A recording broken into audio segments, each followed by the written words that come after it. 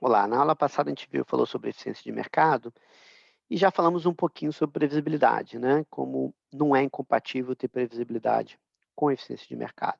Hoje, então, eu vou voltar à questão da previsibilidade, já que a gente sabe que isso não tem nada a ver com eficiência de mercado, a menos que o prêmio de risco esteja constante ao longo do tempo, que a gente sabe que não está, né? A gente sabe que a volatilidade vai mudando ao longo do tempo, ela é persistente, ela é previsível, de modo que o prêmio de risco também deveria ser persistente e previsível por conta dessa previsibilidade da volatilidade.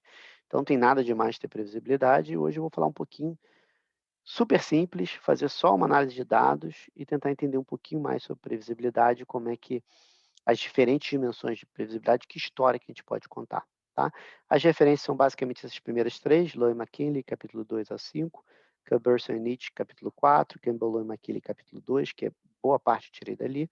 E para quem quer entender um pouquinho mais de previsibilidade, tem esse paper do Pastor e Staumbaum, no Journal of Finance, que é um paper muito legal, que em vez de falar sobre regressões preditivas, vai falar para sistemas preditivos. Não vou falar sobre isso hoje, até porque requer um conhecimento de modelos de valor presente que a gente ainda não chegou lá, tá bom?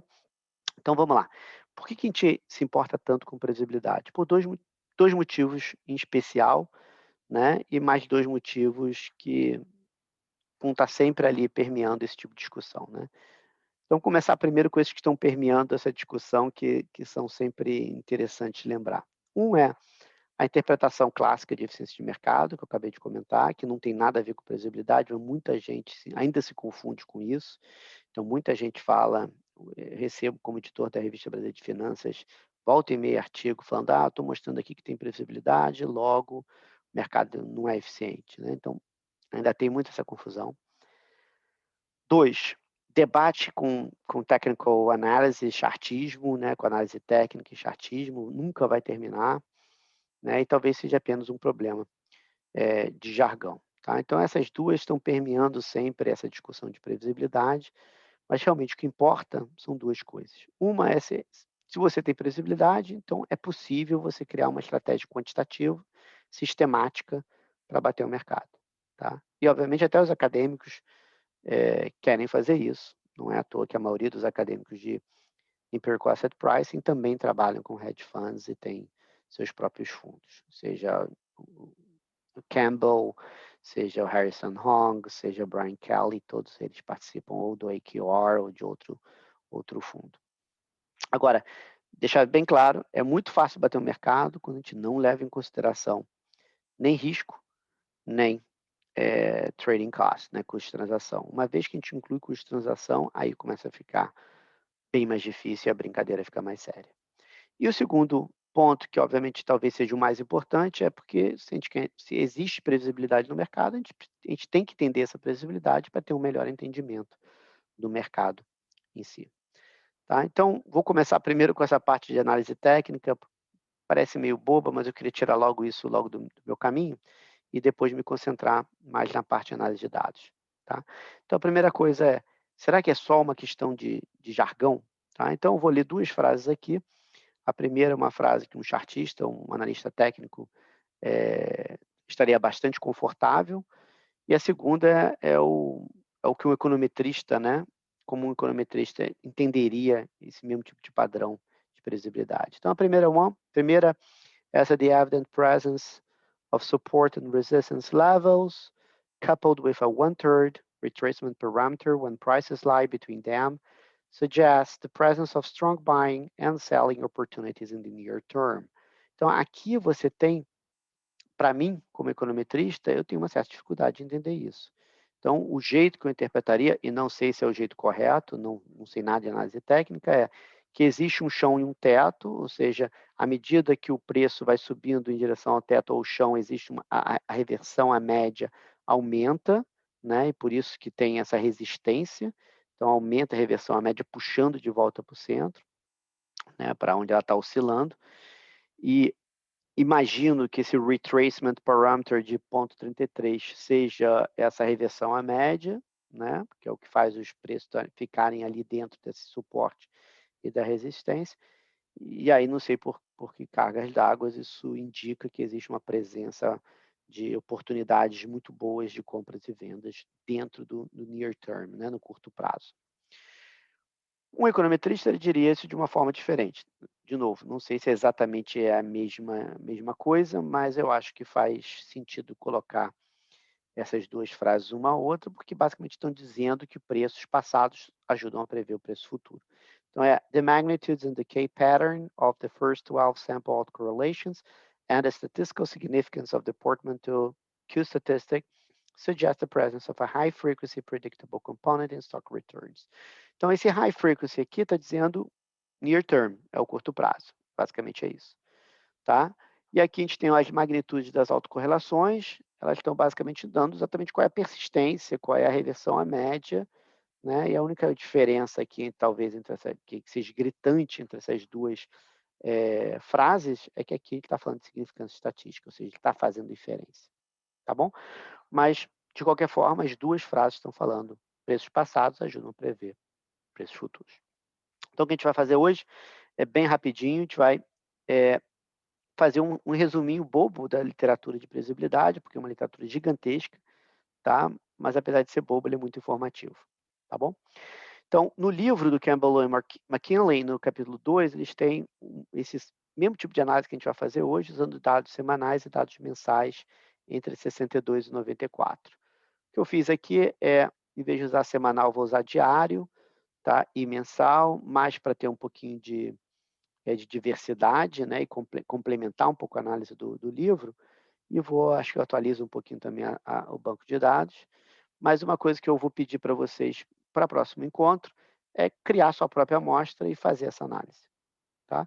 Se tiver pouco tempo, trabalha com alguns índices, algumas ações individuais. Se tiver um pouco mais de tempo, né, e você conseguir programar um pouquinho melhor, você pode automatizar todo o processo e aí fazer com uma gama maior de dados, tá? Pode usar dado brasileiro, dado chinês, Reino Unido, Nova Zelândia, o que seja, não faz muita importância.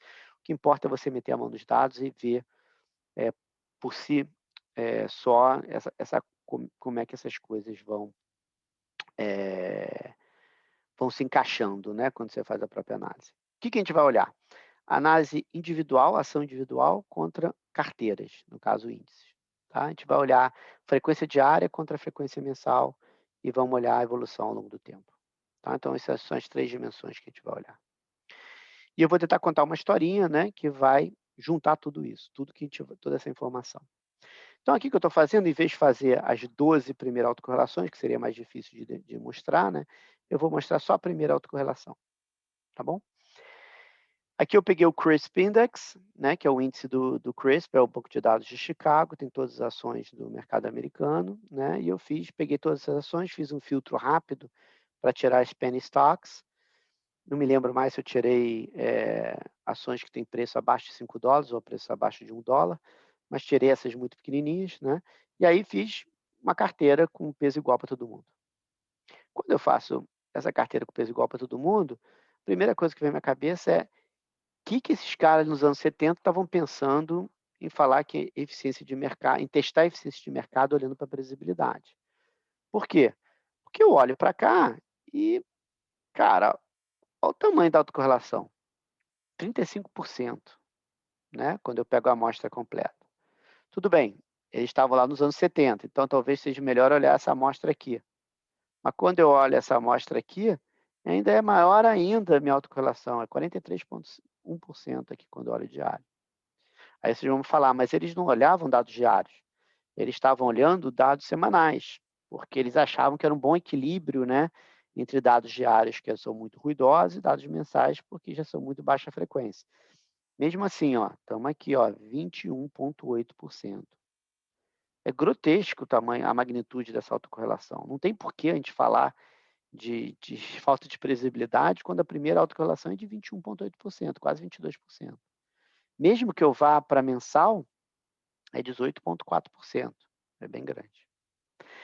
E mais, o que a gente está mostrando também é que à medida que eu saio, né, dos dados mais antigos e vou para os dados mais recentes, cai a minha autocorrelação. Ou seja, a persistência está caindo, a previsibilidade está caindo, né? Quanto mais recente a minha amostra, menor a previsibilidade.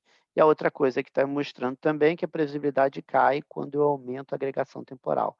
Quando eu saio de diário para semanal para mensal, cai a minha autocorrelação de primeira ordem.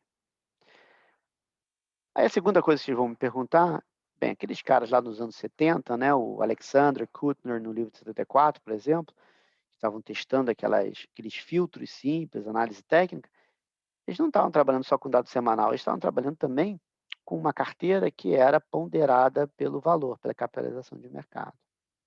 Aí você começa a entender por que eles estavam olhando para a previsibilidade. Que com dado semanal e ponderação por valor, aí realmente a autocorrelação é por volta de entre 5% e 6% para a amostra que eles estavam trabalhando. Hoje em dia, chega a ser negativo, né? E é um pouquinho positivo aqui ainda, no semanal, quando a gente olha a amostra completa. Tá? Então, você vê que aqui e aqui, no mensal, não tem nada. No semanal e no mensal não tem nada. Mas no diário, a gente ainda continua, mesmo ponderando, com bastante autocorrelação, por volta aí de 11% no dado diário, quando a gente está trabalhando com uma amostra mais recente. Tá bom? Então, esse é o primeiro fato estilizado, tem bastante autocorrelação quando a gente pensa em índice. Agora, ao invés de olhar para o índice, eu vou tentar fazer uma análise um pouquinho mais interessante. Eu vou começar a olhar para quintis. Então, eu vou pegar todas as minhas ações e vou ordená-las por capitalização de mercado, pelo tamanho, tá bom? Então, eu vou pegar as 20 menores, as 20 maiores, e estou olhando aqui a central, né, entre 40% e 60%. Então, quando eu olho a autocorrelação desses caras, o mesmo padrão está emergindo, tá? Repara, muita autocorrelação aqui, quando eu olho para as ações menores, e menos autocorrelação nas ações maiores. Por que eu digo que esse é o mesmo padrão do que a gente estava observando antes? Porque quando a gente estava observando antes, quando a gente sai do peso igual para o peso ponderado, a única coisa que muda é que eu estou dando mais peso, muito mais peso agora, para minhas grandes ações, ou seja, essas ações que estão no meu quintinho mais alto, e estou dando pouco peso para esses caras. Quando eu dou pouco peso para esses caras que respondem por grande parte da autocorrelação, e esse cara aqui quase não tem autocorrelação nenhuma, né? Quando eu dou mais peso para esses caras, o que acontece é que reduz a minha autocorrelação. Então, está confirmando o que a gente viu anteriormente. Como tem que ser, né? Obviamente, a análise de dados tem que ser internamente consistente. Então, você vê aqui que tem pouca autocorrelação quando a gente olha para grandes ações, ações de big caps. Quando a gente olha para small caps, tem muita autocorrelação. Então, o tamanho importa, nesse caso aqui, né? E eu acho que e uma outra forma de ver que, obviamente, o tamanho talvez não seja exatamente a captação de mercado, não tem nada especial sobre ela, né? Talvez o que esteja realmente afetando a autocorrelação é alguma coisa que a captação de mercado reflete. Por exemplo, liquidez, né? Quanto maior a captação de mercado, mais líquida é, talvez seja liquidez que esteja realmente por trás desse padrão. Uma forma de checar é olhando, comparando aqui no tempo. Pega esse cara e compara contra esse cara. Tem muito mais liquidez aqui do que tinha aqui, né? Quando a gente olha no slide passado, parece convergir, porque a previsibilidade foi diminuindo. E aqui o que aconteceu? Ó, deixa eu apagar aqui para ficar mais fácil e começar de novo. Repara que esses dois caras aqui, ó, nada muito que mudou. O que mudou foi aqui nas 20% maiores. Acabou totalmente a correlação deles. E é isso que está fazendo diminuir a autocorrelação ao longo do tempo. Tá? Quando a gente olha, compara esse contra esse, o que está fazendo grande diferença é aqui, ó, esse ponto 11 que cai para 1%. 11% cai para 1%. Tá bom? Então, a previsibilidade daquelas ações que têm muita liquidez, que são essas 20% maiores, a liquidez é tão grande que hoje não tem mais autocorrelação. Parece que essa é a história que está querendo contar aqui. A segunda coisa que é gritante nesse slide é olhar a segunda parte dessa tabela. É olhar para aqui. Aqui eu estou olhando ações individuais. Ó. Aqui é só ação individual. Tá bom? E o que a gente vê é que não importa se a ação é pequena, ela é grande, qualquer ação, ela vai ter exatamente mais ou menos a mesma eh reversão à média de 5%. Todo mundo com autocorrelação negativa de por volta de 5%. Vai, tem uns aí que é 0,2, menos 0,02, outros que são menos 0,03, mas é tudo por volta de 5%, 4, 5%, né. Então agora tem que ter uma mágica, né, quer dizer, tem que ter um truque aqui. Como é que eu saio de ações individuais que têm autocorrelação negativa, eu coloco elas junto e o que me dá é uma correlação positiva? E a resposta é meio óbvia, né, tem que estar na autocorrelação cruzada. Então vou escrever aqui com 2 ações só, que eu acho que é mais simples, tá. Então pensa assim, ó, eu pego a covariância entre A e B, tá, são 2 ações, A e B. Só que eu quero olhar não a correlação entre 2 ações, eu quero olhar a correlação de um portfólio, que é isso que eu tenho aqui. Então não é bem A e B, eu quero a correlação em A mais B. É como se fosse uma carteira, onde eu invisto uma unidade em A, uma unidade em B.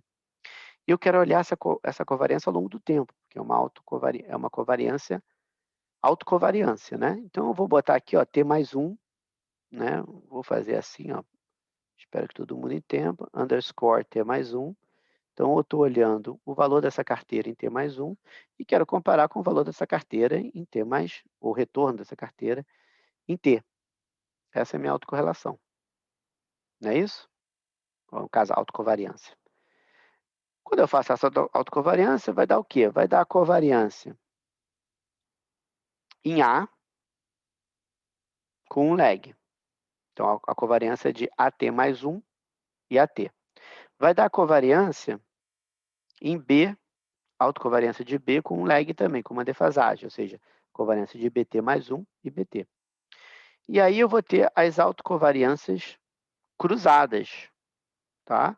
Então aqui eu vou ter A e B com uma defasagem de 1, ou seja, A, T mais 1 e BT. E vou ter a covariância de B com A com um lag de defasagem, perdão, era assim que eu fiz, né?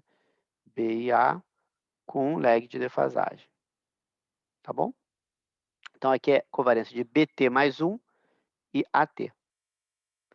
Agora eu olho para esses caras aqui, né? Vamos olhar para esses caras aqui e tentar entender o que eles estão me dizendo. Bem, esse cara aqui, ó,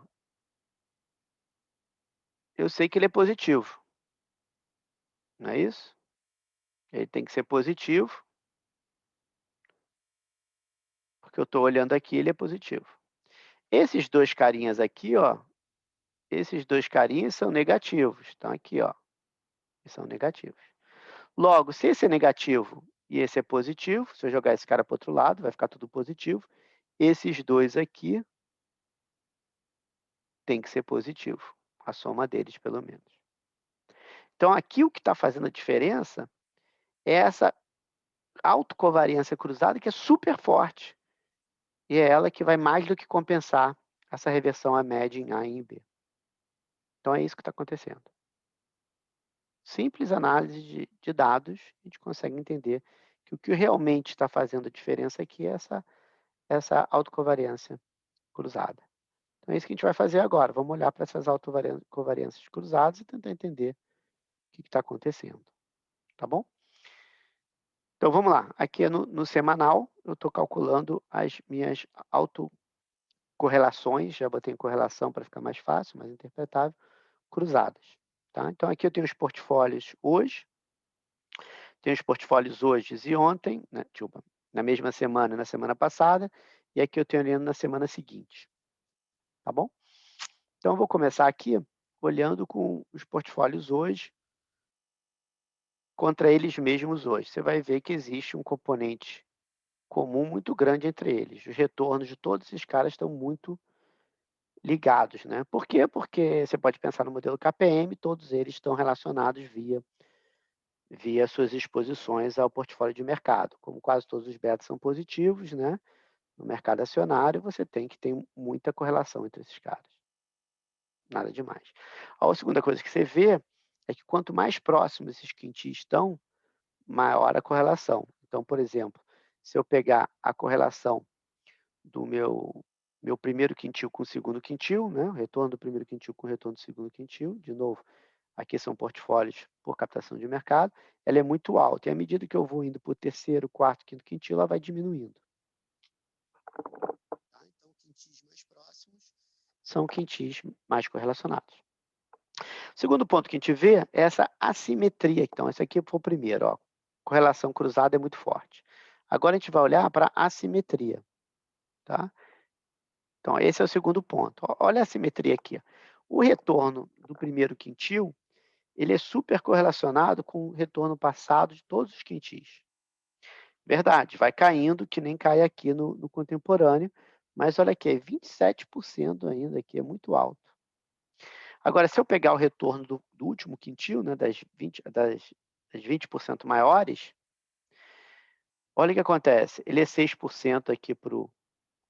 Não é? Já não tem muita autocorrelação, tá? Para o quarto quintil também é bem alto, mas ele vai diminuindo até chegar a zero aqui. Ou seja, existe um padrão de lead and lag, né, de antecedência e defasagem, mas esse padrão é assimétrico. Eu posso até olhar a segunda ordem, né, que eu estou olhando a primeira ordem, vamos olhar para a segunda ordem. Então, eu pego daqui a uma semana e comparo com a semana passada. Então, tem 2 semanas agora de decalagem. Tá? Repara que ainda continua forte a autocorrelação aqui, não, então caiu pela metade, mas continua sendo forte essa autocorrelação aqui do primeiro quintil com o retorno de todos os quintils 2 semanas atrás. Aqui é mais ou menos estável, que nem a gente tinha antes, né? E aqui é praticamente zero, o negativo, quando a gente olha para esses caras aqui. De novo, liquidez é a primeira coisa que me vem à cabeça, né? Por quê? Essas ações aqui, a liquidez está aumentando quando eu faço assim, ó, quando eu vou do primeiro quintil para o quinto quintil. Quanto mais líquido, eu espero que tenha menos autocorrelação, menos persistência. É exatamente o que está acontecendo aqui. Ó. À medida que eu vou aumentando a liquidez, vai diminuindo a persistência aqui. Né? E mais, a liquidez também explica esse padrão assimétrico. Né? Como é que eu posso ver isso? Pensa em duas ações, A e B, que a gente tinha antes. A é muito líquida, B não é muito líquida. Aí vem uma notícia, né, chega uma notícia no mercado, é uma notícia que vai afetar todo mundo. A ação A quase que imediatamente vai refletir essa informação. Né? Então, o preço dela já vai estar refletindo essa informação. Mas a ação B demora um pouquinho para refletir essa ação. Então, o que acontece com A, o retorno que você observa para A, ele vai ser um bom indicador antecedente para o que vai acontecer com a ação B, porque essa ainda não refletiu a informação, porque não teve negociação ainda para refletir essa informação. Tá? Então, essa é a historinha que a gente está por trás. Você tem um efeito de liquidez que está afetando aqui essas autocorrelações cruzadas. Bem, como é que a gente pode aproveitar essa autocorrelação cruzada numa estratégia? Bem, tanto a autocorrelação cruzada quanto a reversão à média fazem parte de uma estratégia contrária. Né?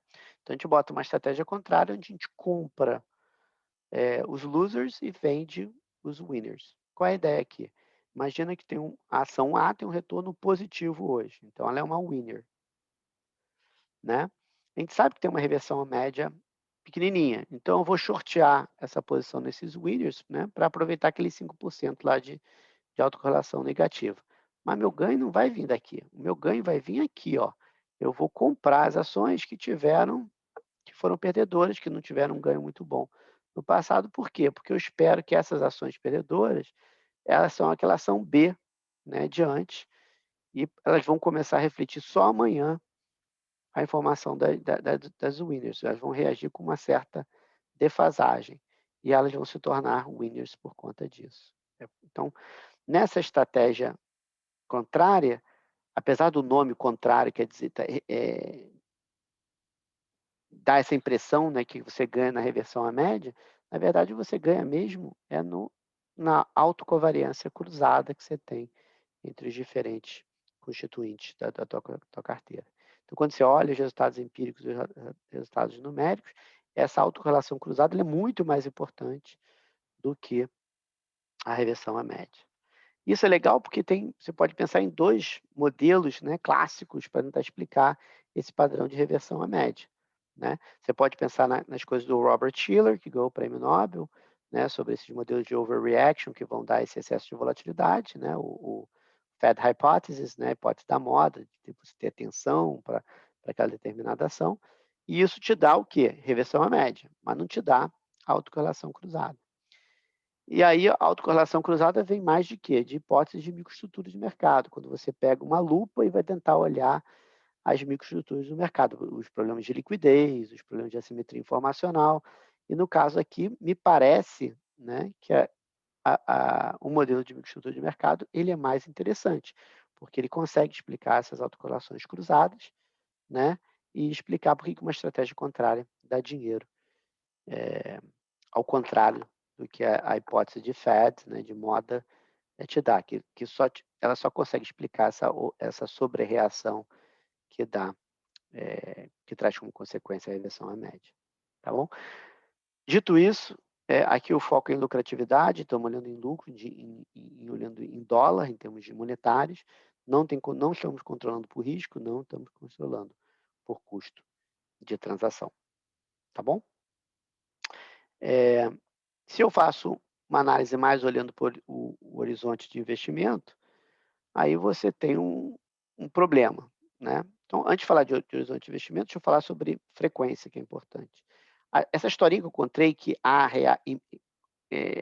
reage primeiro à informação do que B, e por isso se cria a autocorrelação cruzada, obviamente ela tem que se diluir ao longo do tempo. Se você faz, em vez de trabalhar com dado diário, você passa para trabalhar com dado semanal, não é possível. Depois de uma semana, a ação B também já está refletindo aquela informação, né? Em um mês, mais ainda, né? Então, mesmo nessa historinha, ela também é consistente com a previsibilidade caindo, né, à medida que eu vou baixando a minha frequência do diário para o mensal.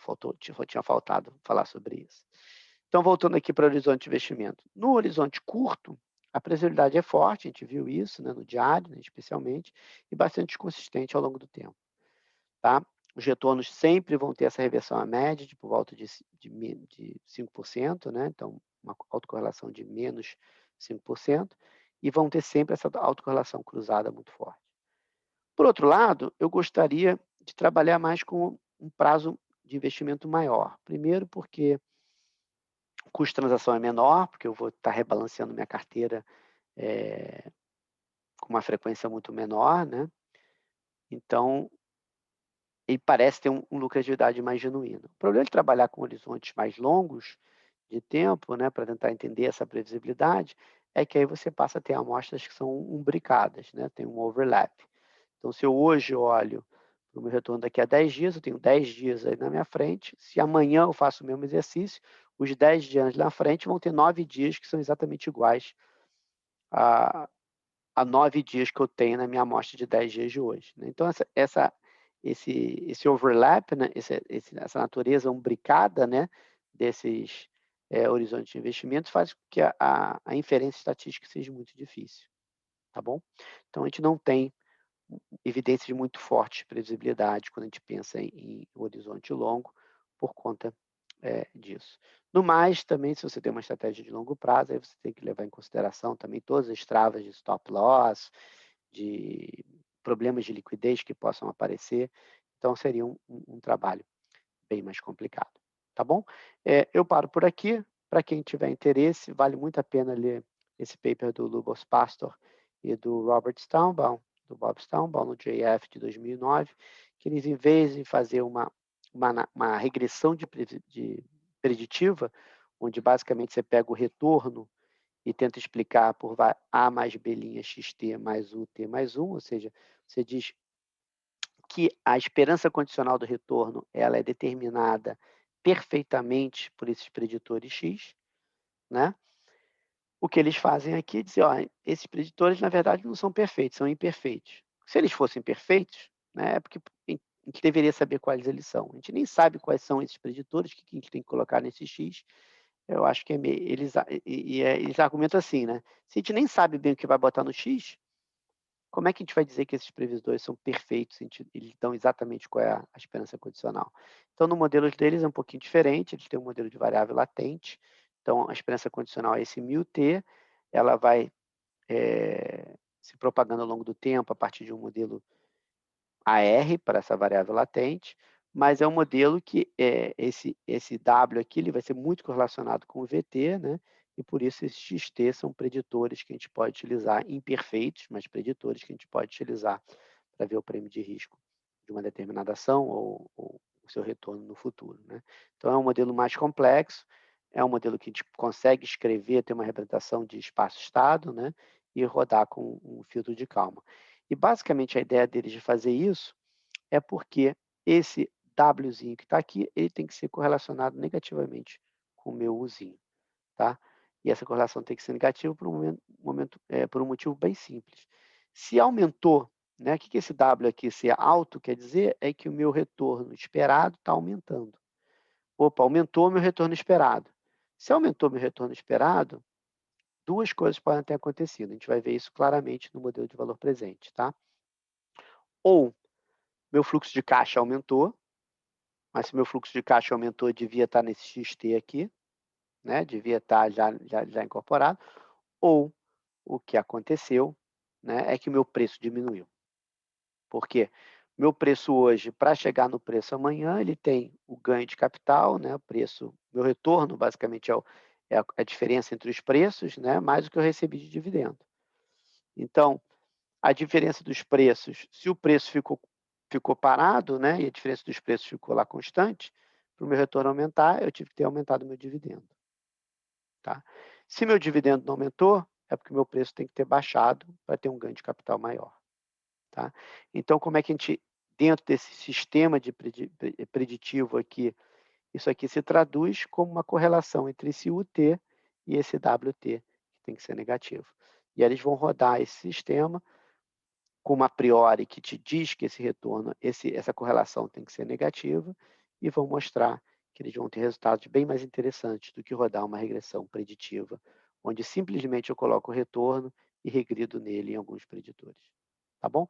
Mas já entra na seara mais de, de econometria bayesiana, que eu não gostaria de entrar aqui, e eu fico por aqui hoje.